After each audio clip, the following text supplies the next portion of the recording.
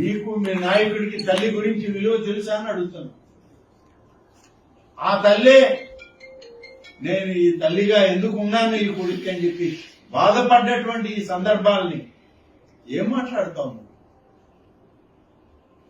మీ నాయకుడి యొక్క తల్లే నేను ఈ బిడ్డకి ఎందుకు తల్లినయ్యానని బాధపడుతూ, నేనెందుకు అమ్మనయ్యానా ఇతనికి అని చెప్పి ఆమె బాధపడుతూ ఇచ్చిన ప్రకటనలు నీకు కనపడలేదా అని అడుగుతున్నా.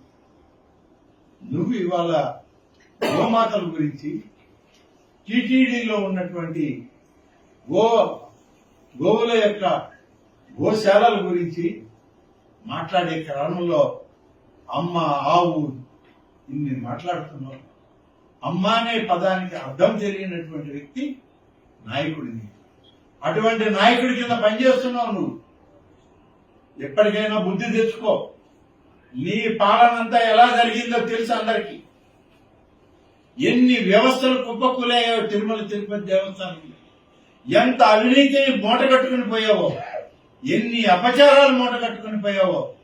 ఇవాళ ఆ దేవదేవుని యొక్క శాపాలు నీకే కాదు నీ బిడ్డలకు కూడా తగిలాయి. ఇంకా నీకు బుద్ధి రాలేదని అంటే ఇక ఆ భగవంతుడు కూడా నిన్ను రక్షించడు. హిందూ ధర్మం గురించి నువ్వు మాట్లాడావు, సనాతన ధర్మాల గురించి మాట్లాడతావు. సనాతన ధర్మం గురించి, హిందూ ధర్మం గురించి నీ కుటుంబంలో కూడా నువ్వు అమలు చేస్తున్నావా? ఒకసారి ఆలోచించు. నువ్వు ఆచరించని హిందూ మత ఆచారాలు ఇవాళ మీడియా ముందుకు వచ్చేటప్పటికి అవి ఏదో అతి పెద్ద గొప్పగా, నువ్వు చాలా ఆధ్యాత్మిక ప్రసిద్ధిగాంచినటువంటి స్వామీజీ లాగా నువ్వు మాట్లాడితే నీలాంటి దొంగల్ని ఇవాళ ప్రజలు నవ్వుకుంటున్నారు చూసి. అన్ని వ్యవస్థలు కుప్పకూలినట్టే దేవాదాయ వ్యవస్థను కూడా కుప్పకూల్చిపోయారు మీరు. ఇవాళ ఒకటొకటిగా సరి చేసుకుంటున్నారు. 10 మాసాల నుంచి అనేక విధాలుగా ఆలయ పాలక వర్గాల్లో కానీ, ఆలయాల్లో జరిగే కైంకర్యాల గురించి కానీ, అన్న ప్రసాదాల గురించి కానీ ఎన్నో శ్రద్ధ ఆసక్తులతో పనిచేస్తుంటే ఇప్పటికి ఇంకా కుదురు పడడానికి ఇంకా కొంత సమయం పడుతుంది. 5 సంవత్సరాల్లో ఆధ్యాత్మిక ఆలయాలు, హిందూ ధర్మాన్ని గురించి చెప్పే ఆలయాల్ని మీరు చేసినంత విధ్వంసం ఈ రాష్ట్రంలో మరి ఎవరు చేయలేరు. బహుశా ఈ దేశంలో కాదు, ప్రపంచ దేశాల్లో కూడా హిందూ ధర్మాన్ని ఇవాళ భూస్థాపితం చేయాలన్న వాళ్ళల్లో మీరు అన్ని రకాలుగా మీరు చేసేటువంటి కార్యక్రమాల్లో మీరు చేసినటువంటి ఘోరమైనటువంటి తప్పిదాలని వాళ్ళ సరిచేసుకోవడానికి మేము చేసేటువంటి ప్రయత్నం, తాపత్రయం. నీ హయాంలో ఏం జరిగింది? నీ నాయకుడు ఏం చేశాడు? రామతీర్థం శ్రీరామాలయంలో శ్రీరామచంద్రుడి యొక్క తలని విరక్కొట్టినటువంటి వ్యక్తులు మీరు. మీరు ఇవాళ ఆగమ పండితుల గురించి, శాస్త్రాల గురించి, ధర్మాల గురించి మీరు వెల్లువేస్తూ ఉంటే వినాల్సినటువంటి దౌర్భాగ్యం ఈ రాష్ట్ర ప్రజానికి అని పట్టిందని ఆలోచన. రథాలు తగలబెట్టారు. పవిత్రమైనటువంటి లక్ష్మీ నరసింహస్వామి ఆలయంలో రథం తగలబెట్టారు. వెంకటేశ్వర స్వామి ఆలయంలో నెల్లూరు జిల్లాలో రథం తగలబెట్టారు. సాక్షాత్తు కనకదుర్గమ్మ అమ్మవారి యొక్క వాహనాలైనటువంటి వెండి సింహాలైనటువంటి ఆసనాలని వాటిని దొంగిలించారు. ఇన్ని అకృత్యాలు చేసిన మీరు ఇవాళ గోశాల గురించి, సహజ సిద్ధంగా జరిగేటువంటి గోశాలలో జరిగేటువంటి ప్రమాదాల గురించి మీరు మాట్లాడడం విడ్డూరంగా. నైతికంగా మీకు మాట్లాడే హక్కు లేదు. హిందూ ధర్మాన్ని కాలరాయాలని చూసిన వ్యక్తుల్లో నువ్వు, నీ నాయకుడు ఇద్దరు ఉన్నారు. మీ గుండెల మీద చేయి వేసుకొని చెప్పండి, మీ కుటుంబాల్లో ఏం జరుగుతుందో ఒక్కసారి ఆలోచించండి. హైందవ సంప్రదాయాన్ని మీరు పాటిస్తా ఉన్నారా?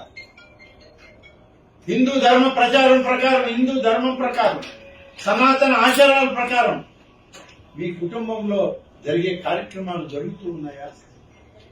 కానీ మీరు మాత్రం ఇవాళ మీడియా ముందుకు వచ్చి మా ప్రభుత్వాన్ని, మా నాయకుడిని, మా ముఖ్యమంత్రి గారిని విమర్శించడానికి, అందులో ఒంటిమిట్ట కోదండరామస్వామి కళ్యాణం జరిగే రోజు 5 సంవత్సరాల్లో ఒంటిమిట్ట కోదండరామస్వామి యొక్క ఆలయంలో కళ్యాణం జరిగితే ఎన్ని దఫాలు వచ్చాడు మీ నాయకుడు?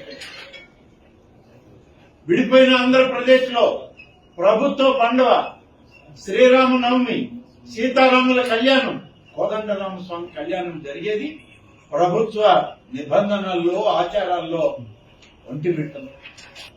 సతీ సమేతంగా వచ్చి అమ్మవారికి పవిత్రమైనటువంటి పట్టు వస్త్రాలను ఇచ్చారా? ముత్యాల తలంబరాల్ని మీరు ఇవ్వగలిగారా? లేదే.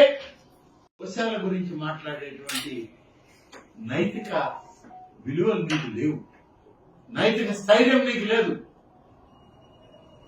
ఆ నైతికత లేనటువంటి వ్యక్తిని నువ్వు ఏ మతాన్ని ప్రేమిస్తావో ప్రేమించుకో. ఈ దేశంలో సర్వమత సౌభ్రాతృత్వానికి ప్రభుత్వాలు కట్టుబడి ఉన్నాయి భారత రాజ్యాంగం ప్రకారం. అంతే తప్ప ఒక మతాన్ని, ఒక ధర్మాన్ని, ఒక ఆచారాన్ని కించపరిచే విధంగా నువ్వు మాట్లాడటం అనేటువంటిది చాలా తప్పు. ఇది హైందవ సంస్కృతి ఒప్పుకోదు. సనాతన ధర్మాన్ని ఆచరించే వాళ్ళు ఎవరు దీన్ని ఒప్పుకొని నీతో మాట కలిపే పరిస్థితి రాదు. ఇప్పటికే పతనావస్థకి చెందినటువంటి మీరు ఇంకా హైందవ ధర్మాల గురించి, సంప్రదాయాల గురించి మీరు మాట్లాడినాయి. కాబట్టి మీకు ఆ హక్కు లేదు. ఆ రకంగా మాట్లాడేటువంటి నైతికత మీకు రాదు. దయచేసి ఇప్పటికైనా బుద్ధి తెచ్చుకోండి. సాక్షాత్తు ఆ దేవదేవుడు పాదాల చెంత ఉన్నారు. కనీసం అప్పుడప్పుడు ఆ పాదాలు తాకైనా మీరు కొంతైనా పుణ్యం పుచ్చుకోండి. మేము హిందువులని చెప్పడం కాదు, హైందవ ధర్మాన్ని గౌరవించండి, సనాతన ఆచారాలను గౌరవించండి, ఆగమ పండితుల యొక్క శాస్త్రాలను గౌరవించండి.